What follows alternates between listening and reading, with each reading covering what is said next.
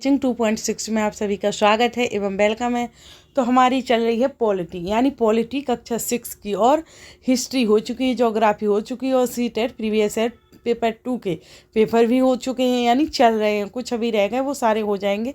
तो आप सभी इस चैनल को ज़रूर ज्वाइन कीजिए, क्योंकि संपूर्ण एनसीईआरटी जो 6 to 8 की संपूर्ण एनसीईआरटी कराई जा रही है, जो कि पूरी कराई जाएगी और बेसिक लेवल से यानी स्टोरी वाइज और कहानी वाइज, जिससे आप सभी को समझ आए और एग्ज़ाम के लिए भी इम्पोर्टेंट हो, ना कि आलतू फालतू पढ़ेंगे।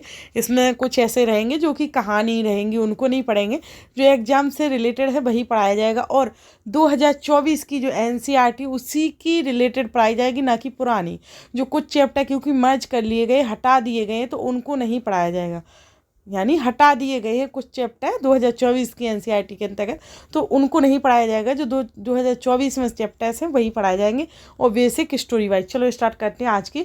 तो आज पढ़ेंगे हम क्या सरकार क्या है और क्या होती है, क्या काम करती है, सरकार का कार्य क्या है, कैसी है, सब कुछ इसके बारे में समझेंगे। पिछली क्लासेस में हमने समझा था विविधता यानी एकता, भिन्नता, भेदभाव, ये सभी रूढ़िवादिता यानी जेंडर वाइज सभी कुछ पढ़ा था।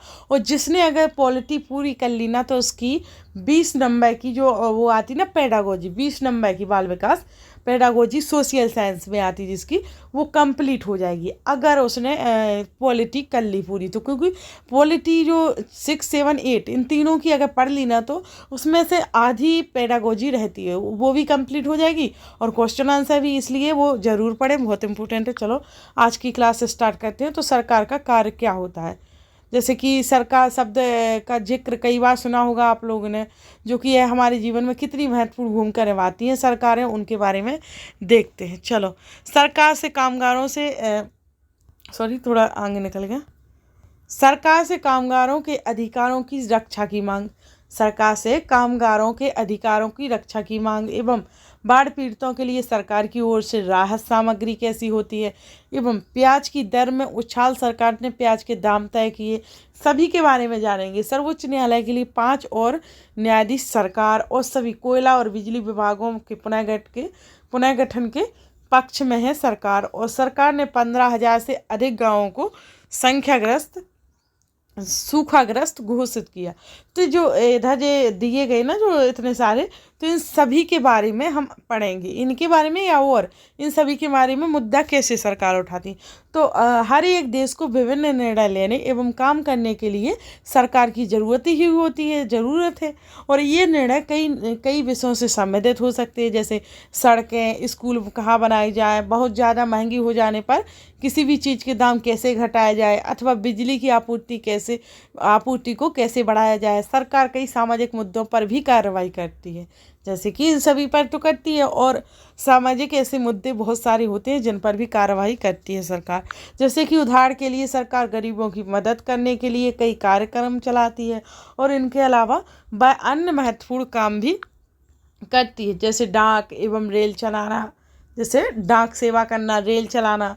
और सरकार का काम देश की सीमाओं की सुरक्षा करना और दूसरे देशों से शांतिपूर्ण बनाए रखना भी है। जो उसकी जिम्मेदारी यह सुनिश्चित करना है कि देश के सभी नागरिकों को पर्याप्त भोजन और अच्छी स्वास्थ्य सुविधाएं मिलें। जब प्राकृतिक विपदा घेरती है, तो जैसे सुनामी, भूकंप, तो मुख्य रूप से सरकार ही पीड़ित लोगों की सहायता करती है। अगर कहीं कोई विवाद होता है या कोई अपराध करता है, तो लोग न्यायालय जाते हैं। न्यायालय भी सरकार का ही अंग है। आप सभी को पता होगा कि कहीं पर कोई विवाद हो या फिर अपराध हो, तो उसके लिए लोग कहाँ जाते हैं, न्यायालय ही जाएंगे। ऑब्वियसली बात है कि न्यायालय जाएंगे। तो न्यायालय क्या है, न्यायालय भी एक सरकार का ही अंग होता है, इसलिए जिक्र न्यायालय का किया गया है। ऐसे ही क्वेश्चन पूछे जाते हैं एग्जाम, न्यायालय किसका अंग होता है, यही बना दिया जाएगा क्वेश्चन कि जो कि न्यायालय है ये किसका अंग है, तो ये सरकार का अंग होता है न्यायालय। तो शायद आपको ये जानकर अचरज हो रहा होगा कि सरकार इतना सब कुछ कैसे कर पाती है, यानी तो सरकार के लिए इन कामों को करना क्यों ज़रूरी है। जब लोग इकट्ठे रहते हैं और काम करते हैं, तो कुछ हद तक एक व्यवस्था की ज़रूरत होती है, जिससे आवश्यक निर्णय लिए जा सके। कुछ नियमों की ज़रूरत होती है, तो सब पर लागू हो जाते हैं। उदाहरण के लिए जैसे संसाधनों के नियंत्रण और देश की सीमा की सुरक्षा की ज़रूरत, ताकि लोग सुरक्षित महसूस कर सकें। और लोगों के लिए सरकार कई तरह के काम भी करती है, जैसे वह नियम बनाती है, निर्णय लेती है। सरकार नियम भी बनाती है, निर्णय भी लेती है और अपनी सीमा में रहने वाले लोगों पर उन्हें लागू करती है। जैसे उनकी सीमा में जितने भी हमारे देश में लोग रहते हैं उनके लिए लागू करती है नियम कानून जो भी बनता है। जैसे कि आप देख रहे होंगे, ये न्यायालय है, ऊपर न्यायालय दिख रहा, सर्वोच्च न्यायालय। और ये क्या है? भारतीय रेल है ये। तो यहाँ कुछ मोस्ट इम्पोर्टेंट दिया गया है कि कुछ उदाहरण जो सरकार के अंग हैं, कुछ उदाहरण ऐसे हैं जो सरकार के अंग माने जाते हैं। ये पेपर में पूछे जा सकते हैं कि सरकार के अंग कौन कौन से हैं। तो सर्वोच्च न्यायालय, भारत पेट्रोलियम और भारतीय रेल, ये सरकार के अंग माने जाते हैं। कौन कौन?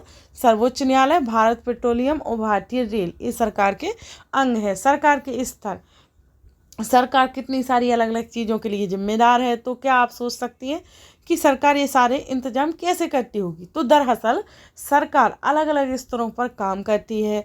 स्थानीय स्तर, राज्य के स्तर, राष्ट्रीय स्तर। सोचो, 3 प्रकार के स्तर हैं जिन पे अलग अलग तरीके से काम भी करती है सरकार। और फिर स्थानीय स्तर का मतलब होता है आपके गांव, शहर या मोहल्ले से है। स्थानीय स्तर का जो मतलब होता है वो आपके गांव, शहर या मोहल्ले से होता है। और राज्य स्तर का मतलब जो पूरे राज्य को ध्यान में रखे, और जैसे हरियाणा या असम की सरकार पूरे राज्य में काम करती है वैसे, है ना।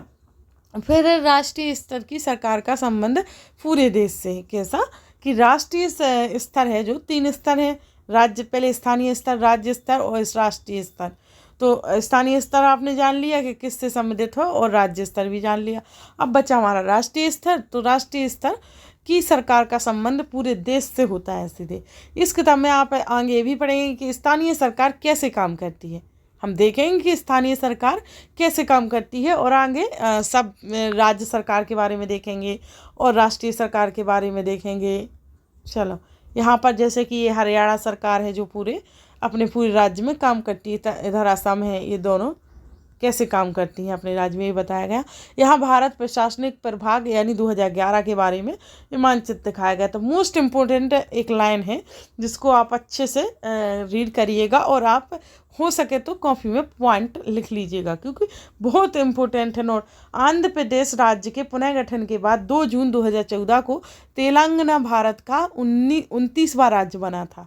यानी जब पूछ लिया जाता है बार बार, क्यों पूछा जाता है? क्योंकि अभी कितने राज्य हैं? 28 है, और अपने 28 राज्य और केंद्र शासित प्रदेश 8 है हमारे, 8 केंद्र शासित प्रदेश और 28 राज्य। पर इतना 29वां राज्य क्यों लिखा है? ऐसे भी कन्फ्यूज होंगे लोग। तो देखो, आंध्र प्रदेश राज्य के पुनः गठन के बाद, जब आंध्र प्रदेश राज्य का पुनः गठन हुआ तो 2 जून 2014 को तेलंगाना भारत का 29वां राज्य बन गया। फिर उसके बाद क्या हुआ कि जो लद्दाख और जम्मू कश्मीर है ना, जम्मू कश्मीर और लद्दाख, तो वो अलग अलग थे राज्य, वो अलग अलग राज्य थे। तो वहाँ पर एक केंद्र यानी इकट्ठा कर दिया गया था, मर्ज। तो वो कहानी है, उसकी वजह से एक हो गया तो फिर 28 राज्य बचे। इस प्रकार से सरकार एवं कानून, सरकार एवं कानून क्या काम करती है? सरकार कानून बनाती है और देश में रहने वाले सभी लोगों को कानून मानने पड़ते हैं, जिससे सरकार काम कर सकती है। सरकार के पास, सरकार जिससे पैसे, कानून बनाने की ताकत होती है सरकार के पास पैसे, और वैसे ही यह ताकत भी होती है कि लोगों को कानून बनाने के लिए बाध्य करे। उदाहरण के लिए एक कानून है कि गाड़ी चलाने वाले के पास लाइसेंस होना चाहिए। अगर कोई लाइसेंस के बिना गाड़ी चलाते हुए पकड़ा जाए तो उसे जेल की सज़ा काटनी पड़ती है या जुर्माना भरना पड़ता है। उसी प्रकार से लोकतंत्र में जो लोग ही सरकार को ये शक्ति देते हैं, लोग ऐसा चुनाव के माध्यम से करते हैं। वे अपनी पसंद के नेता को वोट देकर उन्हें चुनते हैं, और एक बार चुन लिए जाने के बाद यही लोग सरकार बनाते हैं। लोकतंत्र में सरकार को अपने निर्णयों एवं उठाए गए कदमों का आधार बताना होता है, और कई सफाई भी देनी होती है। अब जब उनको चुनेंगे, हम चुन के उन्हें खड़ा करेंगे सरकार में, जिसको भी चुनकर खड़ा किया जाता है वोट देकर, तो उसको तो सफाई देनी होगी, उसको तो सही से काम करने ही पड़ेंगे। हम सब जानते हैं ये चीज़। तो फिर है एक दूसरी तरफ सरकार होती है जिसे राजतंत्रीय सरकार कहते हैं।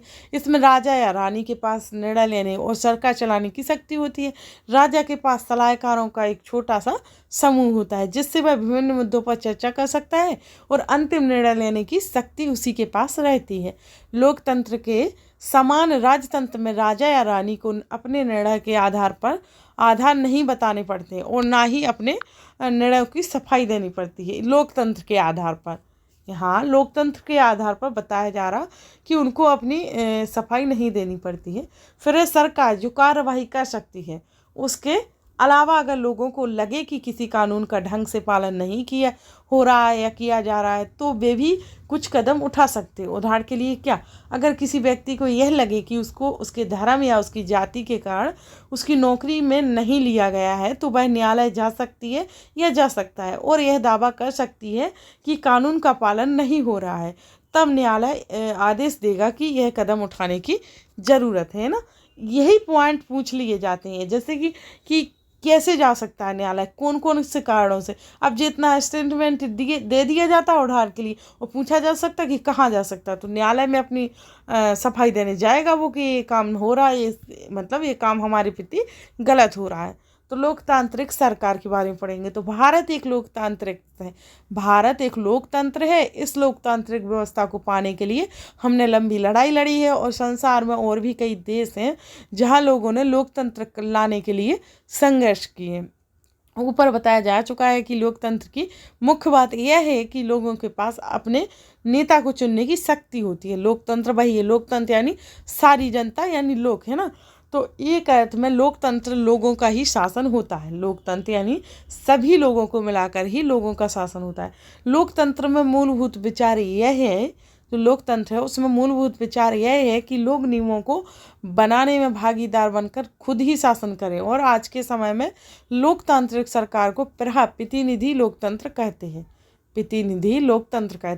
प्रतिनिधि लोकतंत्र में लोग सीधे भाग नहीं लेते हैं बल्कि चुनाव की प्रक्रिया के द्वारा अपने प्रतिनिधि को चुनते हैं। ये प्रतिनिधि देखो, पहले जो लोकतंत्र एक ऐसी प्रक्रिया होती है लोकतांत्रिक कि वो लोकतंत्र यानी पूरी जनता है ना, पूरा जितनी भी जनता है वो अपने जो भी मुखिया यानी अपने उसको चुनती है प्रतिनिधि को, तो उसको वोट देकर चुनती है, यानी चुनाव करके चुनती है उसको। प्रतिनिधि मिलकर मतदान के समय मतदाता की उंगली पर, यहाँ का बताया जा रहा है, यहाँ पर देख सकते हो आप, इंसान यहाँ अपनी उंगली पर चिन्ह लगवा रहा है। मतदान के समय मतदाता उंगली पर सही स्याही से निशान लगाया जाता है ताकि वह केवल एक वोट दे सके। ग्रामीण मतदान केंद्र का दृश्य, यानी ना कि और वोट दे सके। सारी जनता के लिए निर्णय लेते हैं। ऊपर जैसे कोई किसी को हम चुन लेते हैं तो वो सारी जनता के लिए फिर बाद में निर्णय लेता है। और आजकल कोई भी सरकार अपने आप को तब तक लोकतांत्रिक नहीं कह सकती है जब तक वह देश के सभी वयस्क नागरिकों को वोट देने का अधिकार न दे, है ना। लेकिन हमेशा ऐसा नहीं था। क्या आप विश्वास कर सकती हैं कि एक समय ऐसा था जब लोकतांत्रिक सरकारें औरतों और गरीबों को चुनाव में भाग नहीं लेने देती थी। अब इसके बारे में पढ़ाया जाएगा कि क्या कारण। अपने शुरुआती दौर में सरकारें केवल उन्हीं पुरुषों को वोट देने देती थी जो पढ़े लिखे थे और जिनके पास अपनी संपत्ति खुद की होती थी। इसका मतलब था कि औरतें और गरीबों और अशिक्षितों को वोट देने का अधिकार नहीं था। ऐसी स्थिति में देश उन्हीं नियमों के सहारे चलते थे जो इन्हें गिने चुने पुरुष बनाते थे, है ना। फिर भारत में आज़ादी से पहले बहुत ही कम लोगों को वोट देने का अधिकार था। बहुत कम लोगों को अधिकार था जब भारत में आज़ादी नहीं मिली थी उसके पहले। इसलिए जनता ने संगठित होकर इस अधिकार की मांग की कि गांधी जी समेत कई नेताओं ने इस अन्यायपूर्ण व्यवहार का विरोध किया है और उन्होंने भी जोर शोर से यह मांग उठाई है। 1931 में, ये मोस्ट इम्पोर्टेंट एक क्वेश्चन आ गया जो कि एग्जाम में पूछा जाता है, इसलिए जो भी हमारा पेपर हम देंगे सीटेट पेपर 2 MP टेट या कोई भी देंगे तो इसमें है 1931 में यंग इंडिया पत्रिका में लिखते हुए गांधी जी ने कहा था कि मैं ये विचार सहन नहीं कर सकता। यह जिस आदमी के पास संपत्ति है वही वोट दे, मतलब उनका मतलब ये था कि ये भेदभाव मैं नहीं देख सकता। और उन्होंने ये किस में लिखा है, तो 1931 में यंग इंडिया पत्रिका में लिखते हुए कहा था। कि मैं यह विचार सहन नहीं कर सकता हूँ। ये पूछा जाता है पेपरों में, याद रखना। जिस आदमी के पास संपत्ति है वह वोट दे सकता है, और लेकिन वह आदमी जिसके पास चरित्र है पर संपत्ति या शिक्षा नहीं है वह वोट नहीं दे सकता। तो दिन भर अपना पसीना बहाकर ईमानदारी से काम करता है और वह वोट नहीं दे सकता क्योंकि उसने गरीब आदमी होने का गुनाह किया है। ये उन्होंने लिखा था कि अपनी यंग इंडिया पत्रिका में यह लिखा था 1931 में। उन्होंने ये लिखा था कि जैसे कि वो वोट दे सकता है जिनके साथ संपत्ति है और कुछ करना भी नहीं है, और जो पसीना बहा रहा और गरीब है बेचारा, पैसा वाला नहीं, तो वो वोट नहीं दे सकता। तो मैं ये सहन नहीं कर सकता हूँ, ये गांधी जी ने कहा था। फिर है, संसार में कहीं भी सरकार ने स्वेच्छा से अपनी शक्ति लोगों के लिए साथ नहीं बांटी, और पूरे यूरोप और अमेरिका में महिलाओं और गरीबों को सरकार के कार्यों में भागीदारी के लिए संघर्ष करना पड़ा, और महिलाओं द्वारा मताधिकार के लिए किए गए संघर्षों ने प्रथम विश्व युद्ध के दौरान और मजबूती पकड़ी, और इस आंदोलन को महिला मताधिकार आंदोलन कहते हैं। फिर उसके बाद बहुत बड़ा आंदोलन हुआ था जो अमेरिका सबके बीच। तो उसमें क्या हुआ था, जो प्रथम विश्व युद्ध के दौरान मजबूती पकड़ ली थी इस आंदोलन ने, और इस आंदोलन को महिला मताधिकार आंदोलन कहा जाता है। ये पूछा जाता है कई बार कि महिला मताधिकार आंदोलन किसे कहा जाता है, तो इसी आंदोलन को। और अंग्रेजी में इसे सफ्रेज मूवमेंट कहते हैं। इसी को जो महिला मताधिकार आंदोलन है इसको अंग्रेजी में कहा जाता है, इसे कहा जाता है सफ्रेज मूवमेंट, यानी सफ्रेज मूवमेंट कहा जाता है। और सफ्रेज का मतलब होता है वोट देने का अधिकार। सफ्रेज का मतलब ही होता है कि वोट देने का अधिकार। युद्ध के दौरान बहुत से पुरुष लड़ाई में थे, लेकिन इसलिए महिलाओं को उन कामों को करने के लिए बुलाया गया जो पहले पुरुषों के काम माने जाते थे। जब महिलाओं ने विभिन्न प्रकार के काम और उनकी व्यवस्था करना शुरू किया तो लोगों को यह देखकर बड़ा आश्चर्य हुआ कि उन्होंने महिलाओं और उनकी क्षमताओं के बारे में क्यों इतनी गलत रूढ़िबद्ध धारणा बना रखी थी कि महिलाएं ये काम नहीं कर सकती हैं। इस तरह महिलाओं को निर्णय लेने में समान रूप से योग्य माना जाने लगा। मतलब कि उन्होंने पहले कोई भाग लेने के लिए महिलाओं को मना, मतलब महिलाएं नहीं कर सकती थी, ये था। फिर उन्होंने महिलाओं ने जब भाग लिया, उसमें सब कुछ अच्छा दिखा उनको, तो उन्हें लगा कि क्यों पहले से ऐसा नहीं किया, क्यों पहले से इनको हटाया गया। तो महिला मताधिकार आंदोलन की साथियों ने भी सभी महिलाओं के लिए वोट देने का अधिकार की मांग की और उनकी आवाज़ सुनी जाए। इसके लिए उन्होंने जगह जगह पर अपने आप को लोहे की जंजीरों से बांधकर प्रदर्शन किया, और उनमें से कुछ क्रांतिकारी महिलाएं जेल गईं और भूख हड़ताल पर बैठी रहीं। अमेरिका में औरतों को वोट देने का अधिकार 1920 में मिला, जबकि इंग्लैंड की औरतों को यह अधिकार कुछ सालों बाद 1928 में मिला। यानी कि अमेरिका की जो औरतें हैं उनको पहले मिल गया था यह अधिकार वोट डालने का।